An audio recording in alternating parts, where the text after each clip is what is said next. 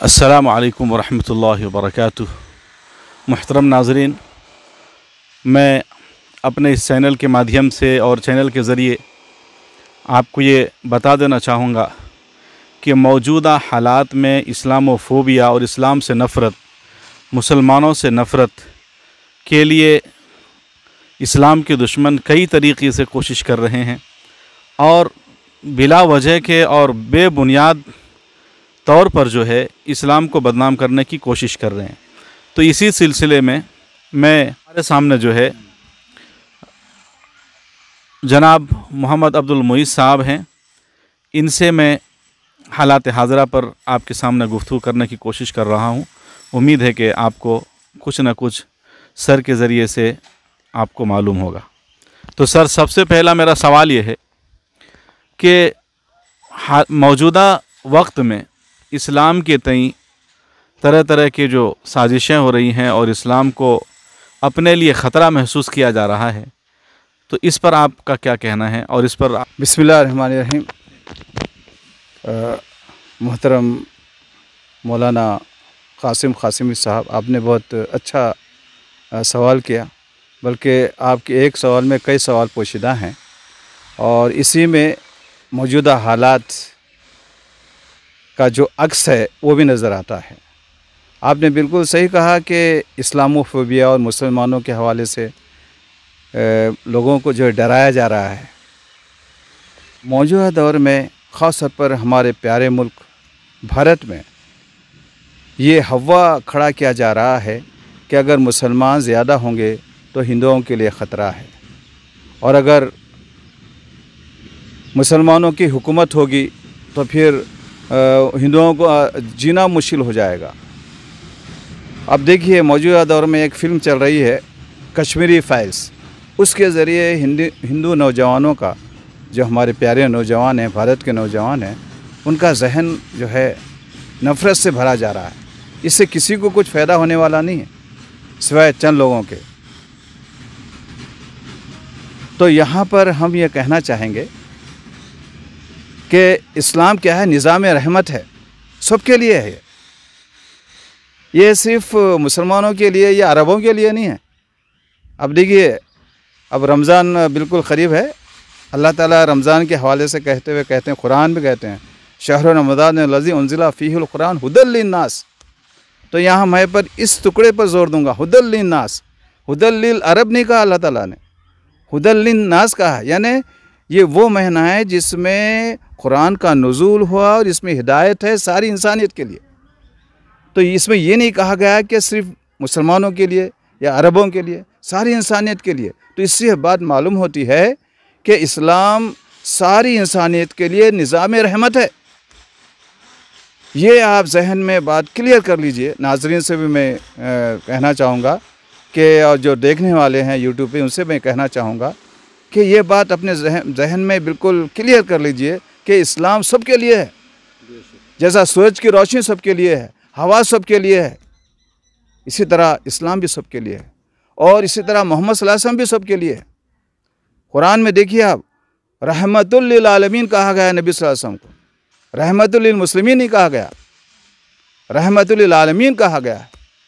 इसी तरह अल्लाह ताला रब्बुल मुस्लिमीन नहीं है, रब्बुल आलमीन है, सारी कायनात का रब है। तो हमको ये कॉन्सेप्ट मिलता है इस्लाम के ज़रिए से कि अल्लाह ताला रब्बुल आलमीन है और नबी सल्लल्लाहु अलैहि वसल्लम रहमतुल लिल आलमीन है, और कुरान क्या है? ज़िक्रुल लिल आलमीन है, हुदल लिन्नास है, सारी दुनिया के लिए नसीहत है। बाज़ लोगों का कहना है कि जब मुसलमानों का गलबा होगा या मुसलमानों की तादाद बढ़ जाएगी हिंदुस्तान में, तो हमारे बरादरान वतन के लिए जीना हराम हो जाएगा। क्या ऐसा कुछ शवाहिद हैं क्या कि मिसाल के तौर पर अरब ममालिक में हमारे बहुत सारे हिंदू भाई रहते हैं, क्या उनके साथ वहाँ पर चूँकि अक्सरियत मुसलमानों की है, तो क्या जो हमारे गैर मुस्लिम भाई हैं उनके साथ कुछ ऐसा वाक़या पेश आया आज तक? क्या आपने ये भी बहुत ही कीमती और अच्छा सवाल किया। और ख़ास तौर पर गैर मुस्लिम भाइयों और बहनों से मैं ये कहना चाहूँगा कि मैं 30 साल अपनी ज़िंदगी के बेहतरीन 30 साल अबू धाबी में मैंने गुजारा है। दुबई, शारजा, रास अल खैमा, मुख्तलिफ़ मकामात का मैंने दौरा किया। सऊदी अरब, क़तर, ओमान वगैरह का। आप, मैं ज़िंदा सबूत हूँ, समझिए आप। मैं आपके सामने यकीन के साथ कहता हूँ कि वह हमारे जो नॉन मुस्लिम भाई हैं, हिंदू बिरादरान वतन है, बहुत ही अच्छे अंदाज से अपनी ज़िंदगी गुजार रहे हैं। अगर आप दुबई जाएंगे तो ऐसा लगेगा जैसा कि वहाँ हिंदुस्तान बसता है। वहाँ पर कपड़ों की तिजारत में हमारे नॉन मुस्लिम भाई आगे हैं। बड़े बड़े पोस्ट पे हमारे नॉन मुस्लिम भाई हैं, की पोस्ट पे डायरेक्टर हैं, किसी कंपनी में, ऑयल कंपनीज़ में हैं, और वहाँ पर बहुत ही अच्छे अंदाज से अपनी ज़िंदगी गुजार रहे हैं। और ईदैन, अपनी जो ईद है, अपनी जो त्यौहार वो भी मनाते हैं। बल्कि मैंने देखा है कि आजकल तो गार्डन में भी मनाते हों। अब जैसा दशहरा है, दिवाली है, दिवाली के मौके पर मैंने देखा कि शारजाह वगैरह में बहुत ज़्यादा फुलझड़ियाँ वगैरह, बल्कि जो बुरुजुल खलीफा है उसमें, वहाँ पर भी उसमें भी जो है अपनी जानिब से जो है मुबारकबाद देते हैं। होली की मुबारकबाद, दशहरे की मुबारकबाद, यहाँ तक कि वहाँ के जो शयूख होते हैं वो लोग भी इंकरेज करते हैं। और एक मरतबा ईयर ऑफ टॉलरेंस बनाया गया है, यानी सबको हम बर्दाश्त करना चाहिए। यहाँ पर जो भी रहते हैं ईसाई, वहाँ पर ईसाई भी रहते हैं, यहूदी भी रहते हैं, और हिंदू भाई भी रहते हैं, मुस्लिम भी रहते हैं, अरब भी रहते हैं, सब मिलजुल के रहते हैं, एक बेहतरीन। तो इससे बात मालूम होती है कि अरब ममालिक में जो मुस्लिम ज़्यादा हैं, कभी किसी गैर मुस्लिमों को नहीं सताते, बल्कि वहाँ जो रहते हैं हमारे गैर मुस्लिम भाई और बहनें, वो अपना अच्छा एक्सपीरियंस शेयर करते हैं। अभी हम आपको यूट्यूब पे बताएंगे, डालेंगे, जो उनके तासुरात हैं। एक खातून जो 15 साल सऊदी अरब में रही, और दूसरे लोग जो कई साल अपने ज़िंदगी के वहाँ पर गुजारे हैं यूएई में, वो अपने तासुरात बयान करते हैं कि हमने बेहतरीन लाइफ वहाँ गुजारी है। Can you share any bad experience in Saudi Arabia? नहीं, 15 इयर्स की मेरी लाइफ में सऊदी में मुझे कोई बैड एक्सपीरियंस नहीं हुआ है। मुझे खुशी खुशी मिली। सऊदी की ये धरती ने मुझे इतनी लग्जरी, प्रोस्पेरिटी, इतने दोस्त दिए मुझे, और बहुत सारी खुशियाँ दी है, बहुत सारी मेमोरीज दी है। एंड अबाउट ऑल मुझे रिस्पेक्ट जो मिला है ये कंट्री में, ये जुबैल सिटी में, जो मैं लाइफ टाइम नहीं भूल पाऊंगी। सजदा करती हूँ, सर झुका के शुक्रिया करती हूँ सऊदी अरेबिया की ये धरती को, जिसने मुझे 15 साल इतनी अच्छी लाइफ दी है। शुक्रिया। बेहतरीन खूबसूरत लाइफ है वहाँ की, तो इससे कोई ख़तरा नहीं है। अगर मुसलमान कहीं ज़्यादा होते हैं तो दूसरों के लिए बायस रहमत होते हैं। कुरान की चंद आयतों को लेकर के ये लोग कहते हैं कि कुरान में ऐसा हुक्म आया है कि हिंदुओं को जहाँ भी पाओ मारो। तो क्या जब नबी पाक सल्लल्लाहु अलैहि वसल्लम दुनिया में थे और आपका जो ज़माना था, उस ज़माने में नबी पाक सल्लल्लाहु अलैहि वसल्लम ने भी किसी ऐसे गैर कौमों पर कोई इस तरह का तसव्वुर है जो आप सल्लल्लाहु अलैहि वसल्लम ने किसी पर जुल्म किया हो? ऐसा तसव्वुर तो मेरे ख्याल से नहीं है। फिर ये इन लोगों का तसव्वुर क्यों है कि इस्लाम ने जो है ऐसा हुक्म दिया है? उस आयत को क्या ये लोग समझने में कुछ गलती कर रहे हैं? बहुत अच्छा सवाल किया। ये भी एक स्वामी जी थे यहाँ के इंडिया के, तो उन्होंने सबसे पहले एक किताब लिखी, इस्लाम एक आतंक, एक दहशतगर्द मज़हब है। जब लोगों ने उनको किताबें पेश की और स्वामी जी से रिक्वेस्ट की कि आप पूरा कुरान पढ़ें और सीरत पढ़ें, लाइफ ऑफ प्रॉफेट सल्लल्लाहु अलैहि वसल्लम पढ़ें आप, उसके बाद फिर देखें कि इसमें है क्या, जो आयत जो सिलेक्ट किए हैं वो कहाँ से ली गई हैं, उसका सिचुएशन क्या था। तो उन्होंने, मैं आपसे सही कह रहा हूँ, उनके भी वीडियो हम हो सका तो डालेंगे। स्वामी जी ने पूरा सीरत पढ़ी नबी सल्लल्लाहु अलैहि वसल्लम की, और कुरान का तर्जुमा और तफसीर पढ़ी। उसके बाद उसने कहा कि मैंने गलती की है। उन्होंने कहा, एतराफ़ किया सबके सामने कि मैंने पहली मर्तबा गलती की है कि इन्हें ये जो जहाँ काफिरों को पाओ कत्ल करो, ये वो आम हालात नहीं थे, जंग के हालात हैं। जंग के हालात में ये नाजिल हैं। और जो भी जंगें हुई हैं नबी सल्लल्लाहु अलैहि वसल्लम के दौर में, चूँकि नबी सल्लल्लाहु अलैहि वसल्लम बाइस रहमत थे, वो जंग लादी गई थी नबी सल्लल्लाहु अलैहि वसल्लम पर। तो नबी सल्लल्लाहु अलैहि वसल्लम में जंग भी इसलिए की ताकि जुल्म के ख़िलाफ़ की, जुल्म ख़त्म हो, इंसाफ कायम हो, अमन कायम हो, ये मकसद था उसका। ईश्वर ने मुझको हिदायत दी, तो ईश्वर की ही प्रेरणा थी कि सबसे पहले मैंने इस्लाम के अंतिम पैगंबर हजरत मोहम्मद सल्लल्लाहु अलैहि वसल्लम की जीवनी पढ़ी। कुरान तो मैं 10 बार पढ़ चुका था, लेकिन अब जब मैंने पढ़ना शुरू किया तो मैंने सबसे पहले जीवनी पढ़ ली।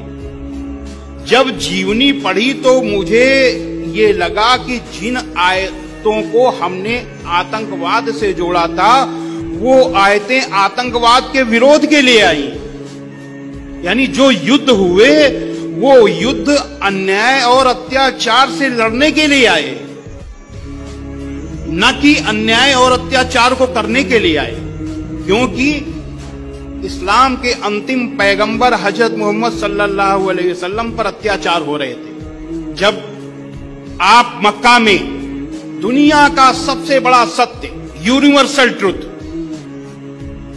ला इलाहा इल्लल्लाह, परमेश्वर के सिवा कोई पूज्य नहीं है, ये बता रहे थे, तो मक्का के आपके ही कबीले के लोग, कुरैश कबीले के लोग सबसे बड़े विरोधी हो गए और आपको तरह तरह से सताने लगे। आपके अनुयायियों को भूखा प्यासा नंगा अरब की तपती रेत पर लिटाया गया और ये भयानक अत्याचार 1 साल 2 साल 3 साल नहीं, लगातार 13 सालों तक चलता रहा। लेकिन धन्य है हजरत मोहम्मद सल्लल्लाहु अलैहि वसल्लम, जिन्होंने अपने अनुयायियों से कहा सब्र करो, सब्र करने वालों के साथ अल्लाह है।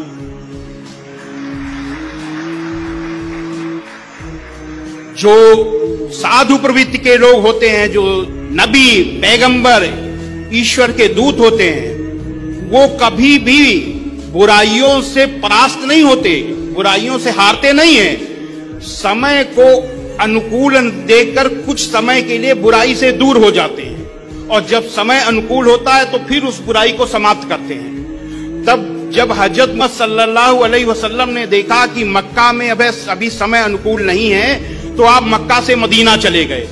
लेकिन शैतान तो शैतान, आपका पीछा वहां भी शैतानों ने नहीं छोड़ा। आपने एक संधि की, समझौता किया और समझौता अपनी शर्त पर नहीं उनकी शर्त पर किया। जितनी उन्होंने शर्तें ला दी सारी की सारी शर्तें मान ली, इसलिए मान ली कि शांति स्थापित हो जाए। 13 साल तक लगातार अत्याचार अन्याय सहने के बाद किसके लिए सहा?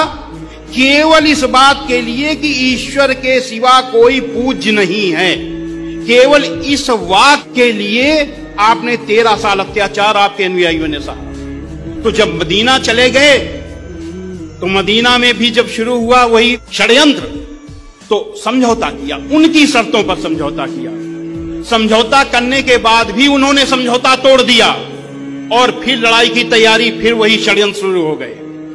तब कुरान मजीद में अल्लाह का, ईश्वर का आदेश आया हजरत मोहम्मद सल्लल्लाहु अलैहि वसल्लम पर। कुरान मजीद के सूरा 22 आयत नंबर 39 में जिन मुसलमानों से खामखा लड़ाई की जाती है उनको इजाजत है कि वे भी लड़ें, क्योंकि उनके साथ जुल्म हो रहा है। पाक सल्लल्लाहु अलैहि वसल्लम ने जंग के दौरान कुछ ऐसा किया था जिसमें जो है ना बच्चों की रियायत की गई थी, ना बच्चों के जान की हुर्मत की पर नज़र थी आप सल्लल्लाहु अलैहि वसल्लम की, या बूढ़ों के उम्र का लिहाज नहीं किया गया था? ऐसा है क्या?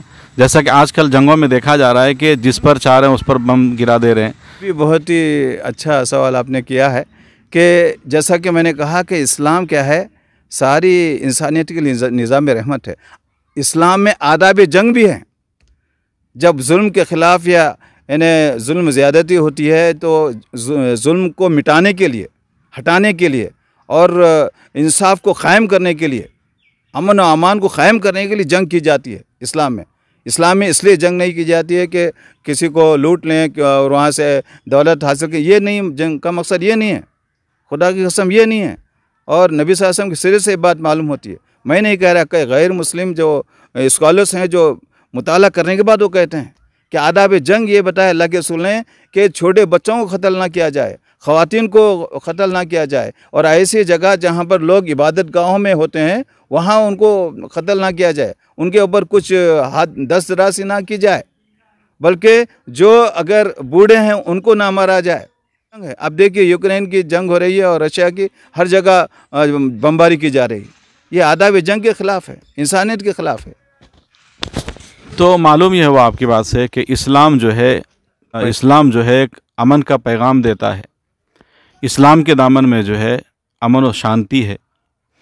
इस्लाम के रास्ते में जुल्म ज़्यादती का तसव्वुर नहीं है। नाज़रीन, उम्मीद है कि आपको सर की ये सारी बातें समझ में आएगी। दुआ फरमाइए कि अल्लाह ताला हमारे मुल्क के माहौल को पुरअमन रखे और हमें यहाँ पर सुकून से रहने और जीने की